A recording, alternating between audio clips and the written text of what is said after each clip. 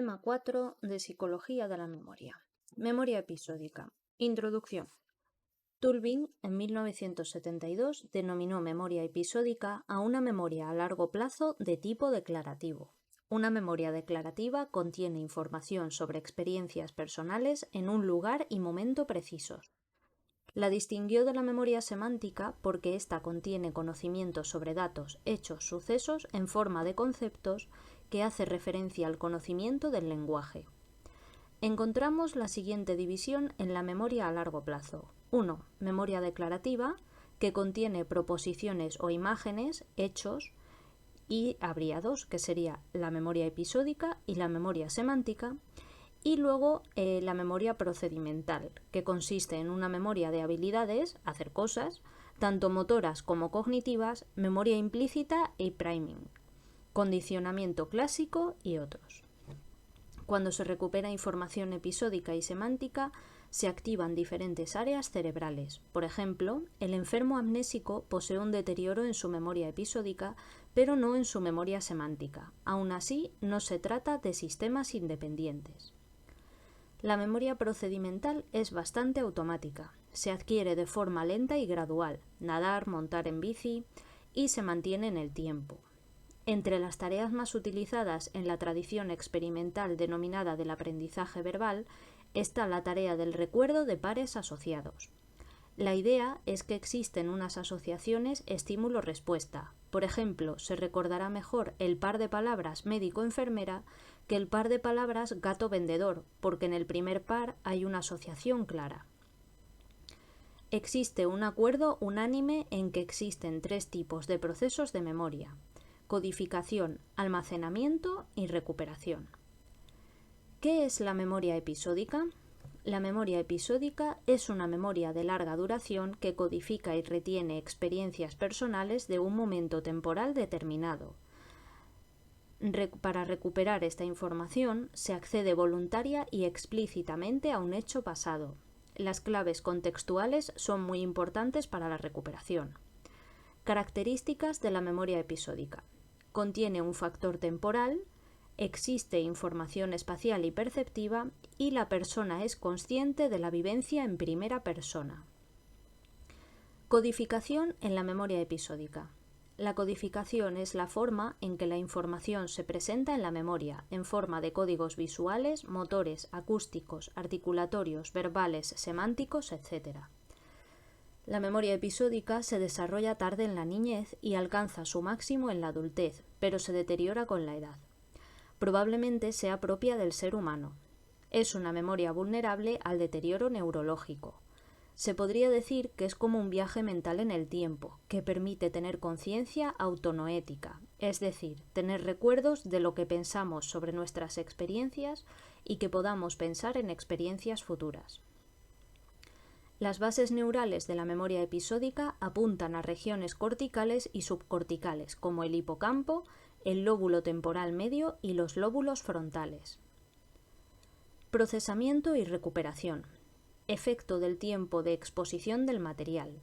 Muestra el efecto del tiempo de exposición en tareas de recuerdo y reconocimiento. Cuanto más largo sea el tiempo de exposición, mejor será el recuerdo y reconocimiento.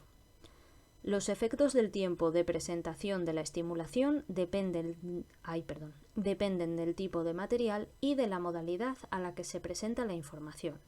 Por ejemplo, se puede categorizar un patrón bidimensional que no nos sea familiar como simétrico o asimétrico en una presentación tan corta como 50 milisegundos, pero si se trata de frases hacen falta varios segundos.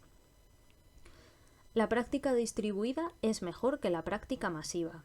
Se ha observado que el aprendizaje distribuido en el tiempo produce mejores resultados prácticos que el aprendizaje masivo. Se aprenderá mejor si se estudia 1 hora al día durante 4 días que si se estudian 4 horas seguidas el mismo día. Madeley y Longman, en 1978, intentaron enseñar a los carteros británicos a escribir a máquina lo más rápidamente posible.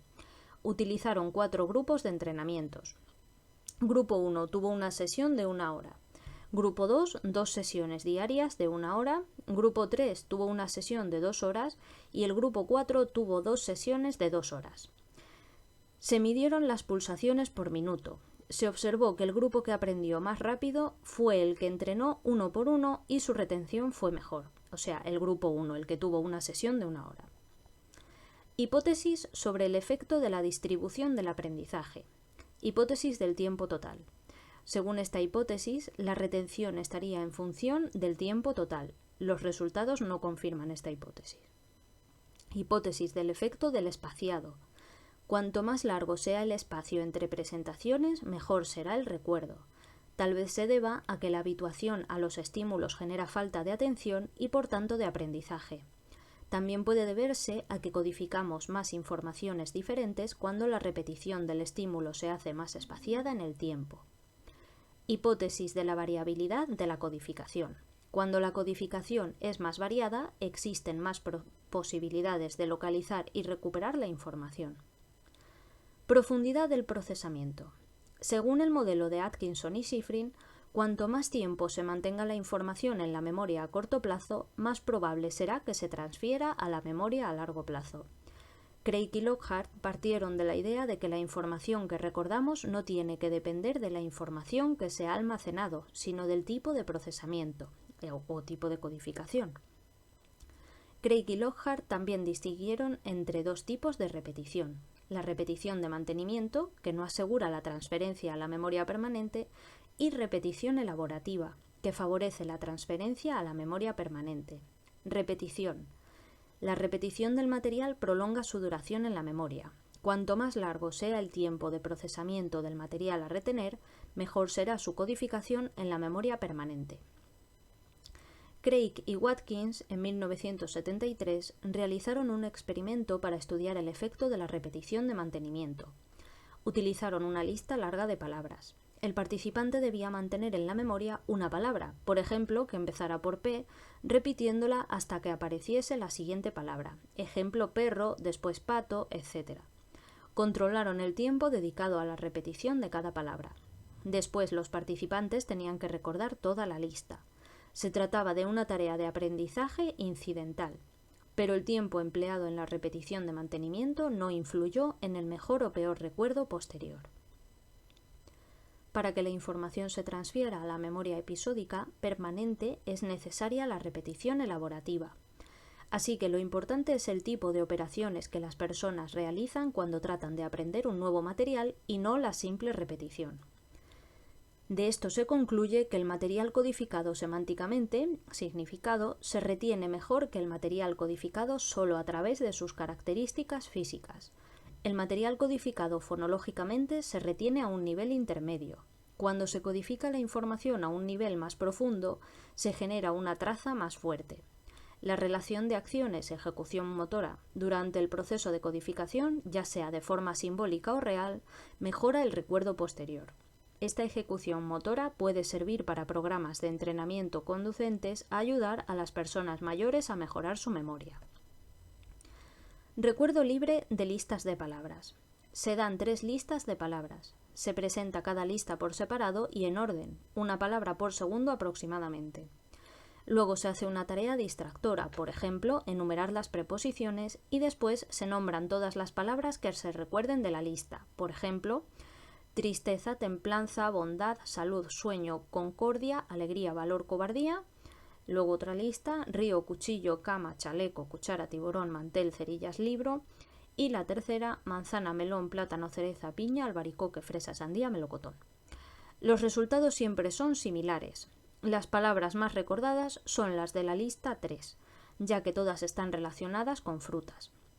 La segunda lista, donde se recuerdan más palabras, es la segunda, ya que son objetos, y la lista donde se recuerda menos cantidad de palabras es la primera, porque son conceptos abstractos. Uy, por Dios. Voy a poner el aire que me estoy asando de calor. Un segundo. Vale, ya estamos. Para explicar este efecto, Paivio, en 1969, propuso la hipótesis del doble código. Se puede llegar a recuperar una palabra memorizada a través de 2 rutas, que son la verbal y la visual. La repetición de mantenimiento es útil para mantener la información un tiempo superior al que dura la presentación, pero es improbable que produzca una huella permanente. Ha de ser la repetición elaborativa la que aumente la probabilidad de su recuerdo, ya que el material se organiza en la memoria con el fin de adaptarlo al material ya existente. La psicología de la Gestalt destacó la importancia de los principios de la organización perceptiva. Diferentes estudios experimentales de los años 70 mostraron el procesador de información como un individuo activo del que depende su propio aprendizaje y retención. Organización subjetiva del material. Cuando tenemos que retener información no relacionada, tratamos de imponer una organización subjetiva para procesarla y recordarla. Ejemplo: lista de palabras: salón, mesa, carta, hermano, maleta, puerta, taxi. Estrategia mnemotécnica. Sobre la mesa del salón estaba la carta que mi hermano guardó en su maleta antes de tomar el taxi que le esperaba en la puerta. Las palabras aisladas son más difíciles de recordar. No siempre es mejor organizar el material de manera semántica. A veces la organización alfabética u ordinal es ideal. También podemos emplear el orden temporal, cuando se trate de meses, años, o la estrategia visual, aprender geografía. La conclusión es que la organización subjetiva del material produce mejor retención durante el aprendizaje incidental y el aprendizaje intencional. Organización jerárquica. Los elementos ordenados jerárquicamente son mejor retenidos. Por ejemplo, se recordará mejor una lista de palabras que representen nombres de frutas, manzana, pera, plátano, o una lista de palabras que representen pescados, merluza, salmón, mero, que si se entremezclan los dos tipos de palabras, boquerón, pera, trucha, plátano. Almacenamiento de la información en la memoria episódica. Almacenamiento de la información codificada. Los enfoques neurobiológicos mantienen que el aprendizaje y la memoria dependen del cambio producido en la conectividad de la sinapsis entre neuronas cerebrales. A principios del siglo XX se introdujo el término engrama, que es el conjunto de cambios producidos en el sistema nervioso, consecuencia del almacenamiento de nuevo material en la memoria. Consiste en una estructura de interconexión neuronal estable. ¿En qué lugar del cerebro se almacena la información? La respuesta no se conoce con exactitud. En neurociencias han existido dos ideas contrapuestas. La postura localizacionista, que mantiene que hay zonas específicas del cerebro con sus funciones específicas conductuales, que esto pues lo pensaban Ramón y Cajal, Hebb o Broca, y otra postura que mantiene que la actividad mental surge de la actividad integrada de todo el cerebro, mediante diferentes patrones de actividad entre un número de neuronas o unidades simples. Y esto lo pensaba Florence, Lasley o Sperry. Así que la recuperación de una memoria específica se produciría al volver a evocar el patrón de actividad característico de esa determinada memoria. Squire, en 1987, quiso conciliar las dos posturas anteriores sobre la forma en que los contenidos de la memoria son almacenados. Así que dividió la memoria en pequeñas asambleas de neuronas funcionalmente homogéneas.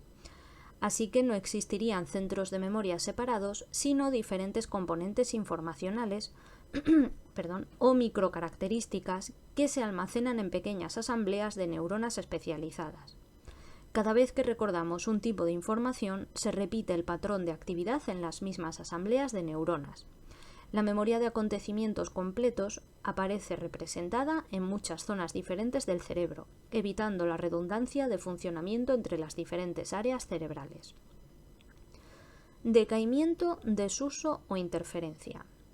No se sabe si con el paso del tiempo la memoria se borra o sigue allí, pero no se puede recuperar cuando se desea. Cuando se aprende algo nuevo y posteriormente parece que se ha olvidado, se sabe que se aprende más rápido, por lo que se cree que no se ha olvidado del todo. En estudios sobre memoria implícita, se ha demostrado que la información se conserva durante largo tiempo y que influye sobre el procesamiento, aunque no seamos conscientes de ello.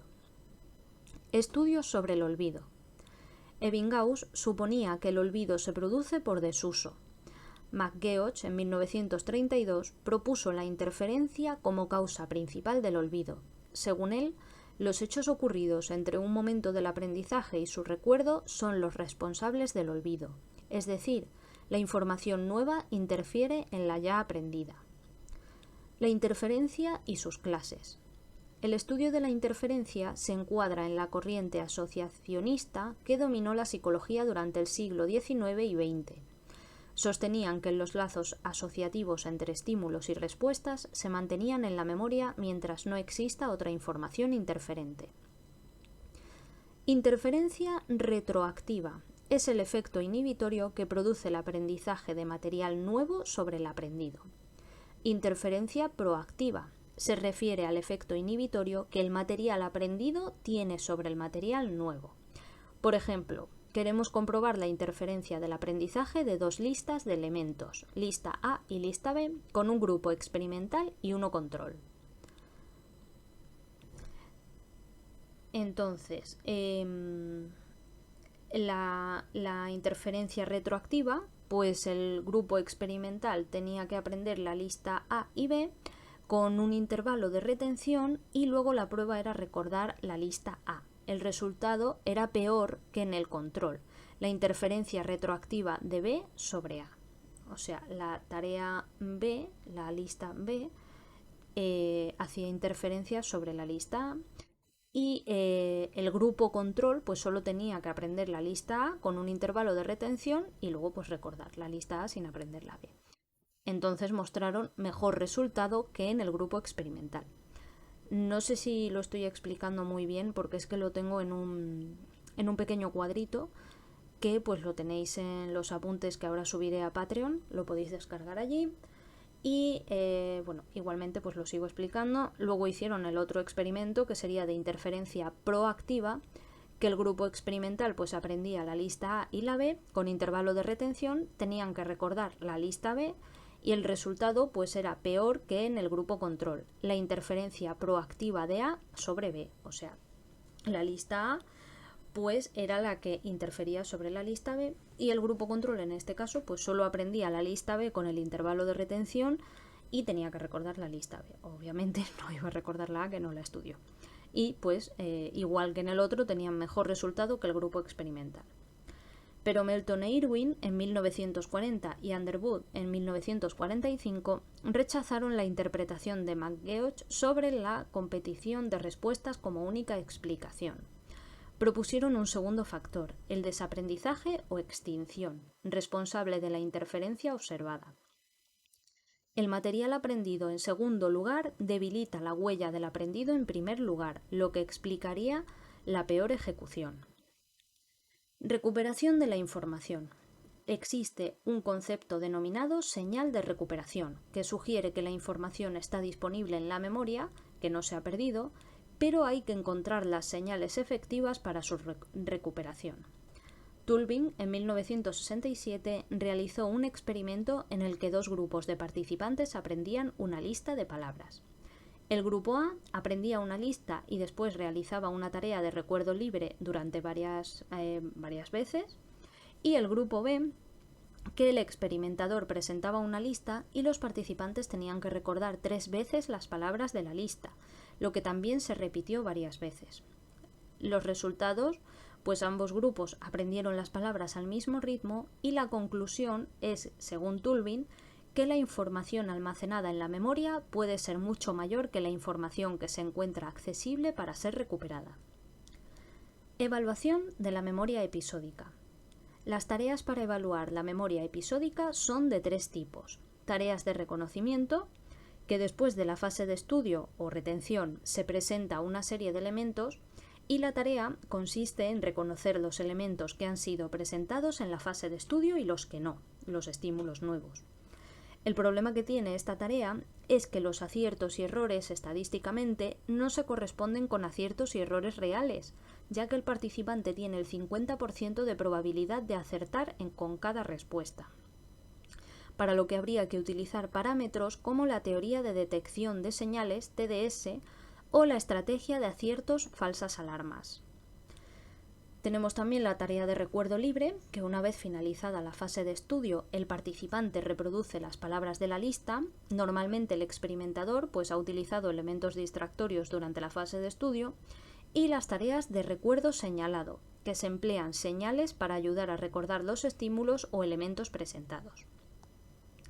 Utilización de la teoría de detección de señales, o TDS.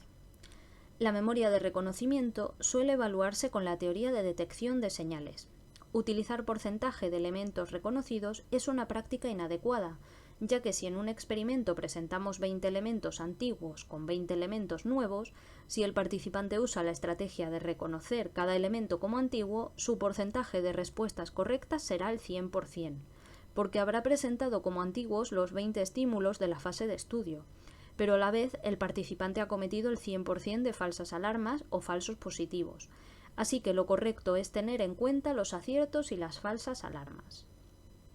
Esta teoría proporciona los parámetros D sensibilidad y C criterio. En cada ensayo se presenta al observador un estímulo que puede provenir de la distribución de la señal más ruido o de la distribución ruido solo. La tarea es responder ante cada estímulo.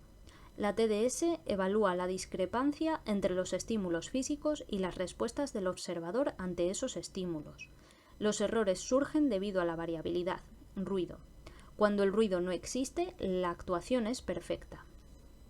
En la prueba de memoria de reconocimiento antiguo-nuevo hay 4 resultados posibles. Antiguo identificado correctamente, acierto. Antiguo identificado incorrectamente, fallo. Nuevo identificado correctamente, rechazo correcto. Y nuevo identificado como antiguo, falsa alarma. Tanto la distribución de los estímulos nuevos como la de los antiguos tiene una puntuación media. La diferencia entre la media de ambas distribuciones es la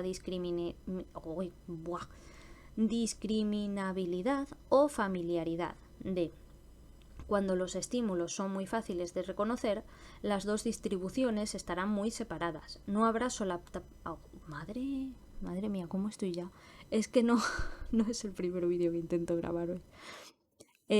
Vale, venga, vamos a volver. Cuando los estímulos son muy fáciles de reconocer, las dos distribuciones estarán muy separadas y no habrá solapamiento entre las dos curvas y D será muy grande. Si los estímulos son muy difíciles de reconocer, existirá mucho solapamiento entre ambas distribuciones y D será muy pequeña. El segundo factor se refiere al criterio elegido por el participante para determinar si identifica un estímulo como antiguo o como nuevo.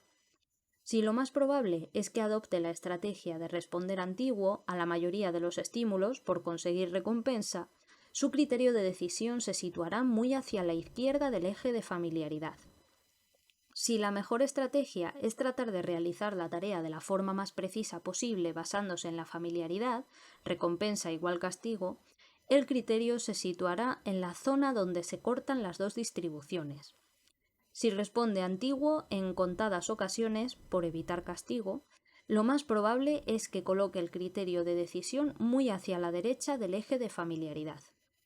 El parámetro D indica la discriminabilidad entre la curva de la señal más ruido, elementos estudiados, y la curva de solo ruido, elementos no estudiados. La D mide la capacidad del sujeto para discriminar entre los elementos estudiados y los no estudiados. El criterio C depende del sujeto y el lugar donde se fija depende de las expectativas de la persona. Ambas medidas pueden variar independientemente. Puede cambiarse la discriminabilidad D aumentando el número de presentaciones de la lista de estudio, mientras el criterio puede no variar. Puede modificarse el criterio aumentando el coste de equivocaciones, sin que se modifique la discriminabilidad.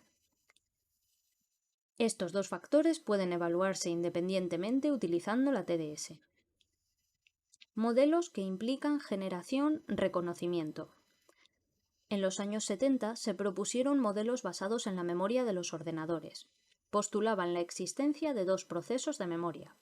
1. En las tareas de recuerdo, el observador tiene que generar y después reconocer dos elementos. Y 2. En las pruebas de reconocimiento solo tiene que reconocer, valorar la familiaridad de los elementos.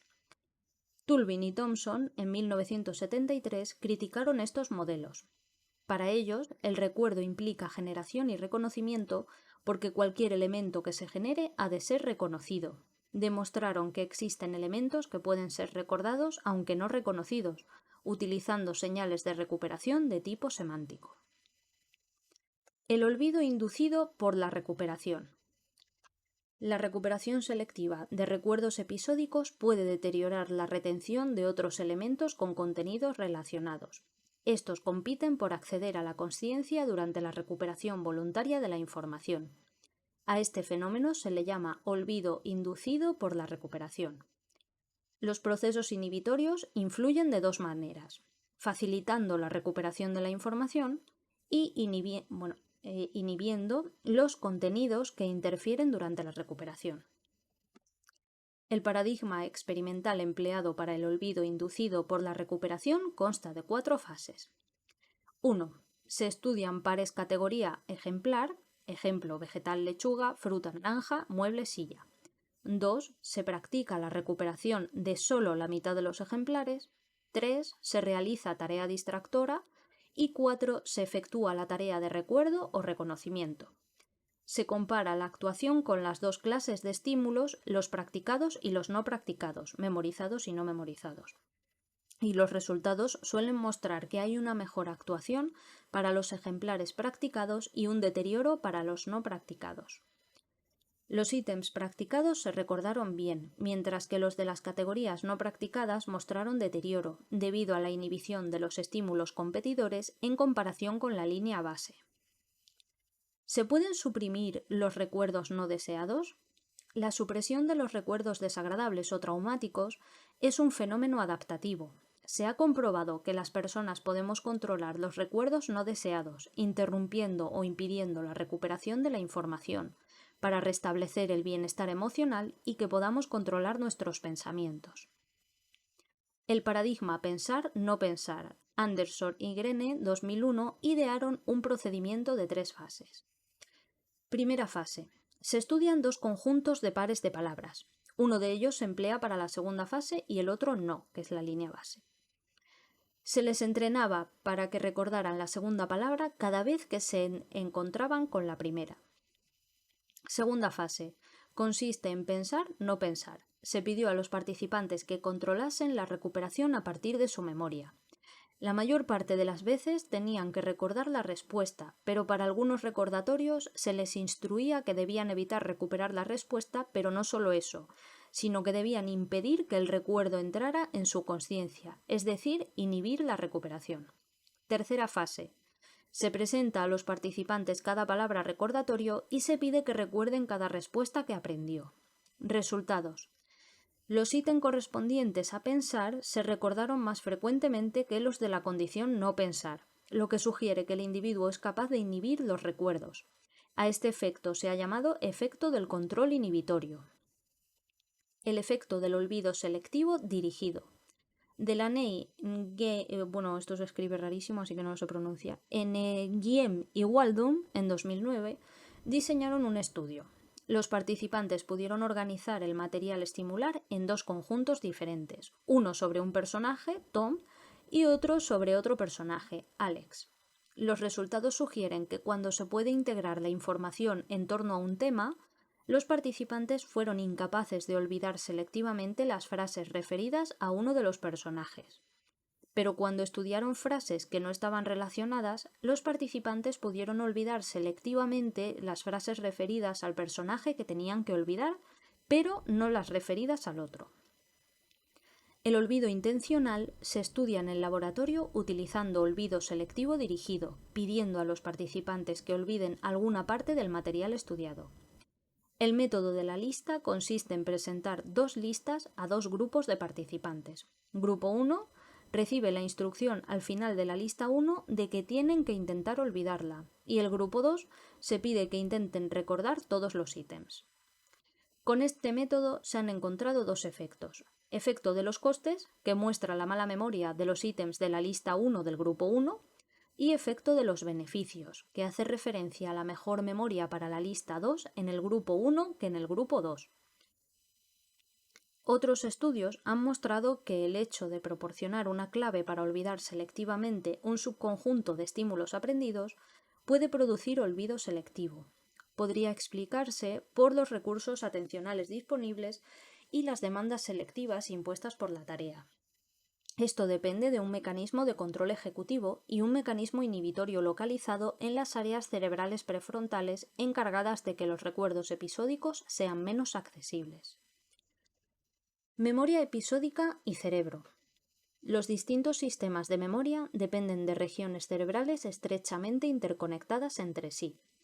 Tulving cita el caso de K.C., que tuvo un accidente de moto y sufrió lesiones cerebrales en regiones corticales y subcorticales, incluyendo los lóbulos temporales medios, lo que le causó una amnesia severa.